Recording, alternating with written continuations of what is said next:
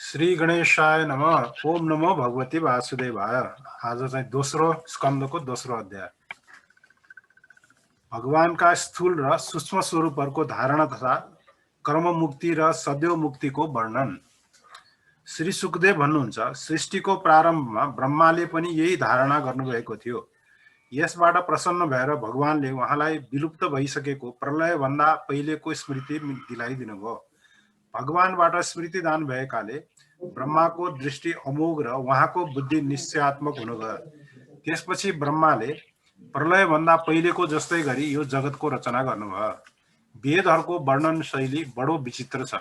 त्यसको तात्पर्यलाई नबुझेर साधारण मानिसहरूको बुद्धि व्यर्थै स्वर्गादि नामका लोकहरूको चक्करमा फस्दछन्। मानिसहरू ती लोकहरूको वासनाहरूले युक्त भएर अल्मलिन्छन्, तर ती मायामय लोकहरूमा कहीँ पनि उनलाई सच्चा सुख प्राप्त हुँदैन। यसैले विद्वान पुरुषहरूले अनेकौं नामका पदार्थहरूसँग त्यत्तिकै व्यवहार गर्नु उचित हुन्छ जतिको उनलाई अनिवार्य आवश्यकता हुन्छ। आफ्नो बुद्धिलाई तिनीहरूको निस्सारताबारे निश्चयतापूर्वक परिपूर्ण राखुन् र एकछिन पनि असावधान नहुन्। संसारका पदार्थहरू प्रारब्धवश बिना परिश्रम यसै पाइन्छन् भन्ने तिनीहरूको उपार्जनको परिश्रम व्यर्थ सम्झेर कुनै प्रयत्न नगरून्। सुत्ने काम जमिनमै हुन सक्दछ भने पलङको निम्ति प्रयत्न गर्नको के प्रयोजन? भगवानको कृपाले हातहरू त्यसै पाइएको छ भने तकियाको के आवश्यकता? अञ्जली नै काम चल्छ भने धेरै भाँडा बर्तन किन जम्मा गर्ने? रुखको पात लगाएर वा वस्त्रहीन बसेरै जीवन धान्न सकिन्छ भने लुगा फाटोको के आवश्यकता? लगाउनलाई बाटोमा चुत्राहरू छैनन् र? भोक लागेको बेलामा अर्काको निम्ति शरीर धारण गर्ने रुखहरूले के फलफुलको भिक्षा दिँदैनन्? पानी चाहनेहरूको निम्ति के नदीहरू सुकेर गए? बस्नलाई के पहाडका गुफाहरू खाली पाइँदैनन्? के कसैले तिनीहरूमा पाले राखेका छन्? जेसुकै नहोस्, भगवानले त आफ्ना शरणागतहरूको रक्षा गर्नुहुन्छ होइन?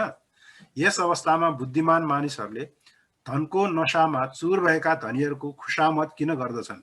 यस प्रकारले विरक्त भएपछि आफ्नो हृदयमा नित्य विराजमान स्वतःसिद्ध आत्मस्वरूप परम प्रियतम परम सत्य अत्यन्त अनन्त भगवानलाई बडो प्रेम र आनन्दले दृढ निश्चय गरेर भजन गरोस्। उहाँकै भजनले जन्म मृत्युको चक्करमा पार्ने अज्ञानको नाश हुन जान्छ। पशुहरूको कुरा त अलगै भयो।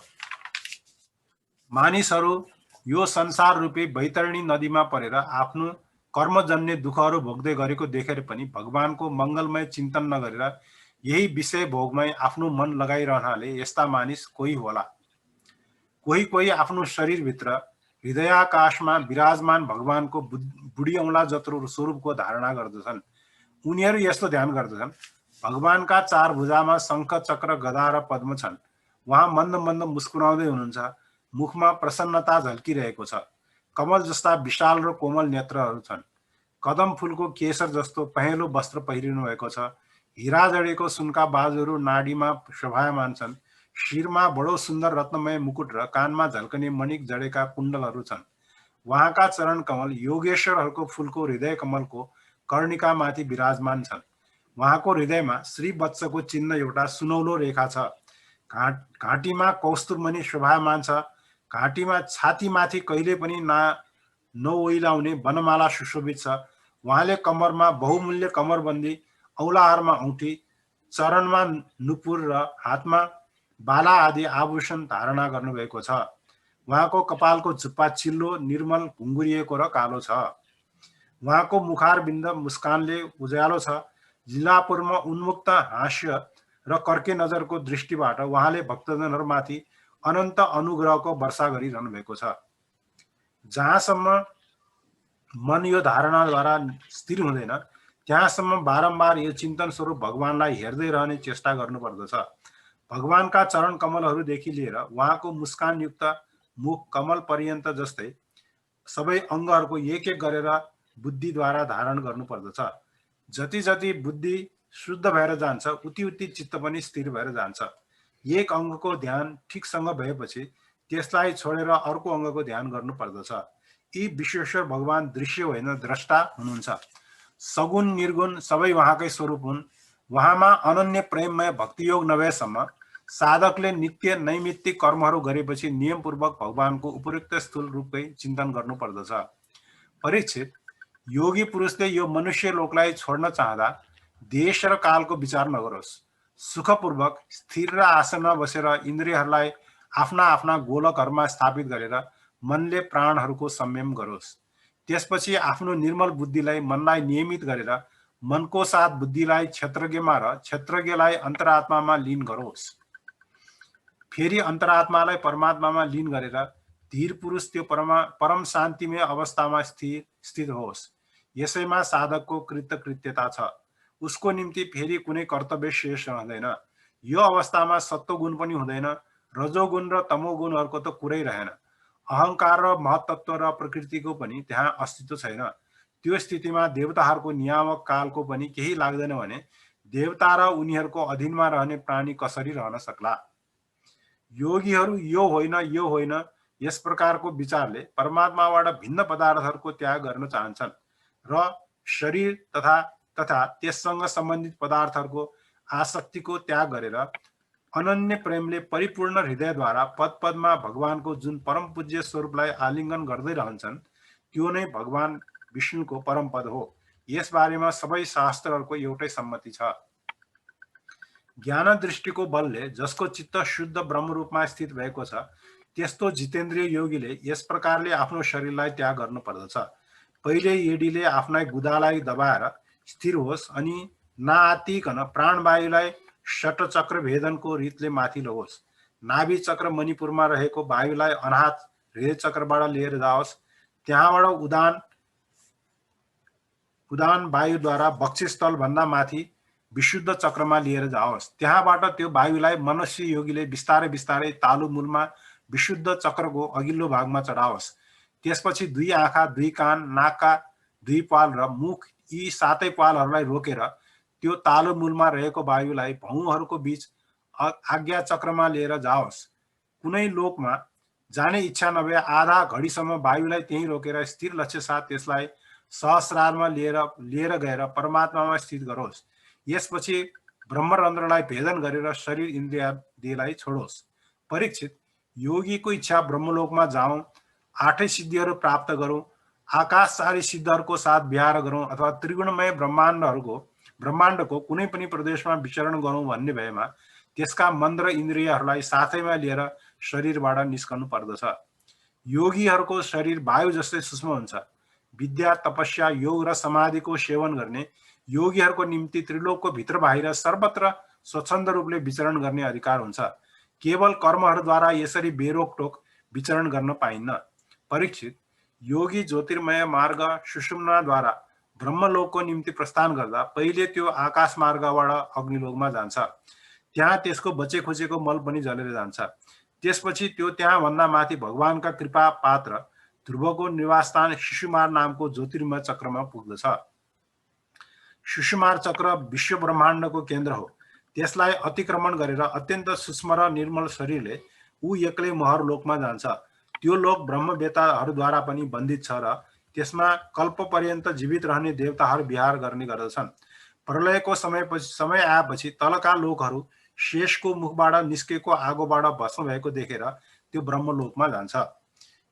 त्यो ब्रह्मलोकमा बडा बडा सिद्धेश्वरहरू विमानहरूमा निवास गर्दछन्। त्यो ब्रह्मलोकको आयु ब्रह्माको आयु बराबर 2 परार्धको छ। त्यहाँ न शोक छ, न दुःख, न बुढ्यौली, न मृत्यु। अनि त्यहाँ कुनै प्रकारको उद्वेग वा भय कसरी हुन सक्ला? त्यहाँ एउटै कुराको दुःख छ, त्यो हो परमपदलाई नजान्नेहरूको जन्म मृत्युमय अत्यन्त घोर सङ्कटहरूलाई देखेर दयावश त्यहाँ रहेकाहरूको हृदयमा हुने ठुलो व्यथा।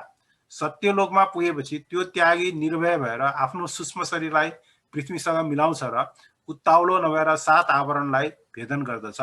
पृथ्वी रूपले जलमा र जलरूप अग्निमय आवरणहरूमा प्राप्त भएर त्यो ज्योति रूपले वायु रूप आवरणमा पाउँदछ र त्यहाँबाट थोरै समयमा ब्रह्माको अनन्तताको बोध गराउने आकाश रूप आवरणलाई प्राप्त गर्दछ। यस प्रकार स्थूल आवरणहरूलाई पार गर्दा त्यसका इन्द्रियहरू पनि आफ्ना सूक्ष्म अधिष्ठानमा लीन हुँदै जान्छन्। घ्राणेन्द्रिय गन्ध तन्मात्रामा, रसना रस तन्मात्रामा, आँखा नेत्र तन्मात्रामा, छाला स्पर्श तन्मात्रामा, काम शब्द तन्मात्रामा र कर्मेन्द्रिय आफ्नो आफ्नो क्रियाशक्तिमा मिलेर आफ्नो आफ्नो सूक्ष्म स्वरूप प्राप्त गर्दछन्। यस प्रकार योगी पञ्चभूतहरूको स्थूल सूक्ष्म आवरणहरूलाई पार गरेर अहङ्कारमा प्रवेश गर्दछ। त्यहाँ सूक्ष्म भूतहरू तामस अहङ्कारमा, इन्द्रियहरू राजस अहङ्कारमा तथा मन र इन्द्रियहरूको अधिष्ठाता देवताहरूलाई सात्विक अहङ्कारमा लीन गरिदिन्छ। त्यसपछि अहङ्कार सहित लयद्वारा गतिद्वारा महत्त्वमा प्रवेश गरेर अन्त्यमा समस्त गुणहरूको लय स्थानमा प्रकृति रूप आवरणमा गएर मिल्दछ।